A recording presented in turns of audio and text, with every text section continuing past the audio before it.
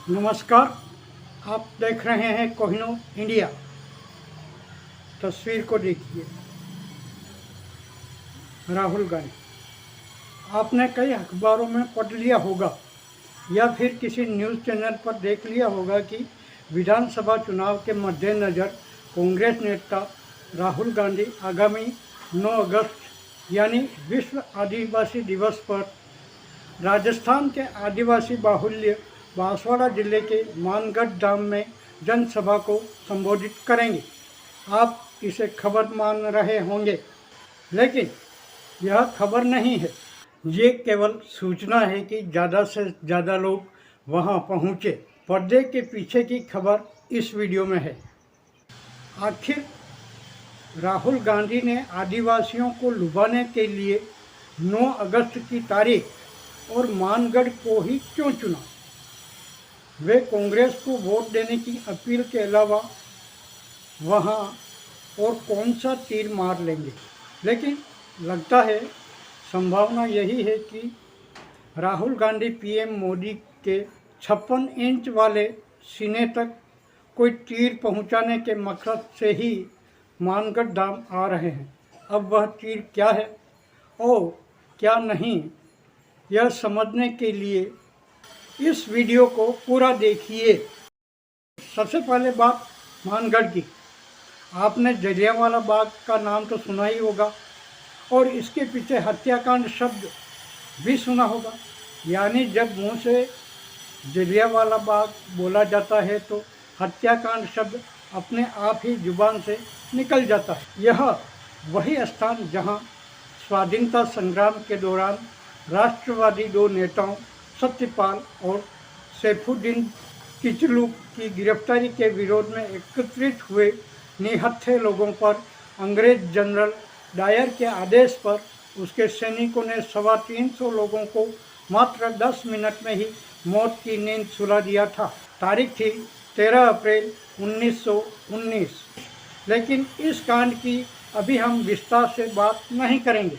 बात करेंगे केवल जलियांवाला बाग और मानगढ़ के बीच रिश्ते की और राहुल गांधी के तीर पर भी। दर्शकों, जलियांवाला बाग और मानगढ़ में रिश्ता यही है कि मानगढ़ धाम को भी राजस्थान का जलियांवाला बाग ही कहा जाता है। यहाँ पर भी आज़ादी की अलख जगी थी और करीब 1500 से अधिक आदिवासी शहीद हुए थे।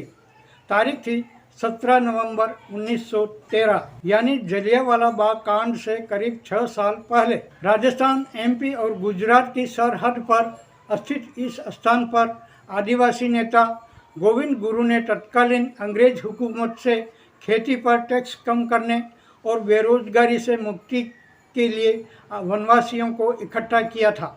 इससे पहले गोविंद गुरु वनवासियों की मांग को पत्र द्वारा अंग्रेज हुकूमत तक पहुंचा चुके थे, लेकिन सरकार ने मांग पूरी नहीं की तो विरोध में यह आयोजन करने को विवश हुए। हजारों लोग इकट्ठे हुए, लेकिन आदिवासियों को यह नहीं मालूम था कि जायज मांग के लिए इकट्ठा होने की सज़ा उनको मौत के रूप में मिलेगी। अंग्रेजी हुकूमत ने अचानक मानगढ़ की पहाड़ी पर जहां आदिवासी एकत्रित हुए थे उसको चारों ओर से घेर लिया और कर्नल सटन ने बेगुनाह लोगों पर तोपें और बंदूकों से फायर करवा दिए। बताया जाता है कि फिरंगियों की इस घिनौनी हरकत के कारण हुए इस कांड में 1700 के करीब लोगों की जान चली गई। गोविंद गुरु को करीब 10 साल जेल में रहना पड़ा, लेकिन ज़्यादातर लोगों को जलियांवाला बाग कांड ही याद है। वहीं गोविंद गुरु की मौत के बाद मानगढ़ में उनकी समाधि बनाई गई। तब से ही वहाँ हर साल मार्गशीर्ष माह की पूर्णिमा को मेला आयोजित किया जाता है। इसे धाम यानी एक तीर्थ स्थल की तरह दर्जा मिला हुआ है। तो आया आपके ध्यान में? जलियांवाला बाग कांड को याद करते रहिए, लेकिन राजस्थान के मानगढ़ को भी दिल और दिमाग में जगह दीजिए जनाब। यही याद आपको समाज और देश के लिए कुछ कर गुजरने का हौसला देगी। राहुल गांधी की ओर से मानगढ़ धाम में पीएम मोदी पर चलाए जाने वाले संभावित तीर पर बात से पहले लेते हैं कुछ देर ब्रेक के बाद वापस मिलते हैं। दर्शकों, अगर अभी तक आपने चैनल को सब्सक्राइब नहीं किया है तो सब्सक्राइब कर लीजिए ताकि हमारा हर नया वीडियो सबसे पहले आपके पास पहुंच जाए। वीडियो को शेयर कीजिए और लाइक भी कीजिए। वापस लौटते हैं मूल बात पर ही। जहां तक मानगढ़ का सवाल है, पिछले 2 दशकों में चाहे वह गहलोत सरकार हो या फिर वसुंधरा सरकार हो, दोनों ही सरकारों ने वहां काफ़ी विकास कार्य करवाए हैं, इसमें कोई दो राय नहीं है।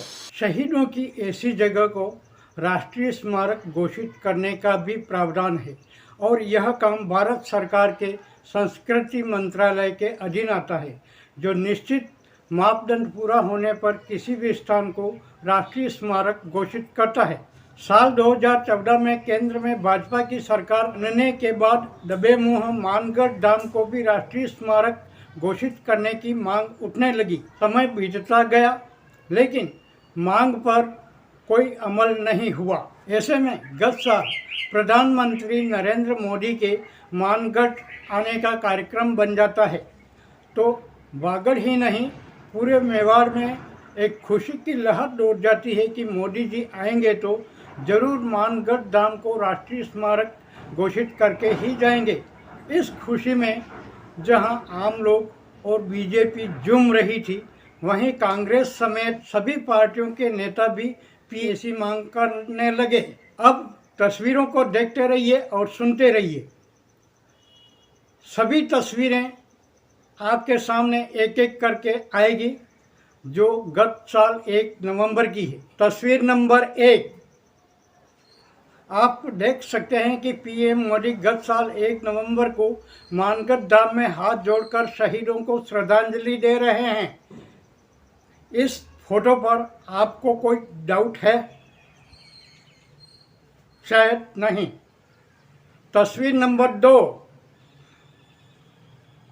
मानगढ़ में सभा के दौरान मंच पर पीएम मोदी, अशोक गहलोत के अलावा कई नेता बैठे हैं, जिसमें गुजरात के सीएम भूपेंद्र पटेल, एमपी के सीएम शिवराज सिंह चौहान भी हैं।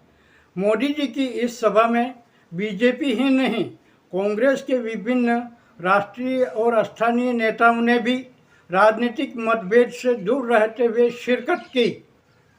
तस्वीर नंबर 3, मोदी जी और राजस्थान के सीएम अशोक गहलोत बातचीत में मशगूल हैं और शायद मंच से कोई दूसरा नेता संबोधित कर रहा है। तस्वीर नंबर 4, मंच पर सीएम अशोक गहलोत सभा को संबोधित कर रहे हैं। सीएम ने अपने संबोधन में प्रधानमंत्री का स्वागत करते हुए यह मांग भी रख दी कि मोदी जी मानगढ़ धाम को आज ही राष्ट्रीय स्मारक घोषित कर दीजिए। लोगों ने गहलोत की बात पर खूब तालियां बजाकर उनका समर्थन किया, यानी पब्लिक भी चाहती थी कि मानगढ़ धाम को राष्ट्रीय स्मारक घोषित कर दिया जाए। अब आते हैं तस्वीर नंबर 5 पर। मोदी जी, फोटो दूसरा नहीं है, मोदी जी मानगढ़ धाम में जनसभा को संबोधित कर रहे थे। आदिवासियों के बलिदान को याद करते हुए लोगों में उत्साह और ऊर्जा का संचार कर रहे थे।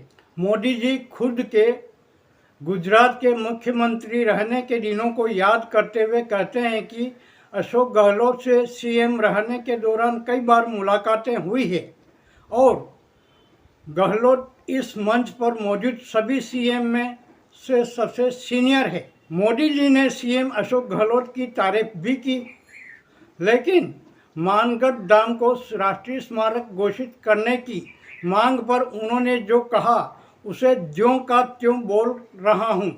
माफ़ कीजिए, कॉपीराइट नियम लागू होने से दूसरे चैनल का वीडियो हम आपको नहीं दिखा सकते हैं। इसलिए मोदी जी के भाषण का वीडियो सुन कर हुबहू लिखा है, एक ही शब्द इधर उधर नहीं किया है। मोदी जी वीडियो में बोल रहे हैं, मानगढ़ धाम के भव्य विस्तार की प्रबल इच्छा हम सभी में है। इसके लिए राजस्थान, गुजरात, मध्य प्रदेश और महाराष्ट्र को मिलकर काम करने की आवश्यकता है। मेरे आप यहाँ मोदी की जुबान कुछ पल लड़खड़ाती है, इसके बाद मोदी जी आगे बढ़ते हैं। मेरा चारों राज्यों और सरकारों से आग्रह है कि इस दिशा में विस्तृत चर्चा करें, एक रोड मैप तैयार करें ताकि गोविंद गुरु जी का स्थल भी पूरे विश्व में अपनी पहचान बनाए।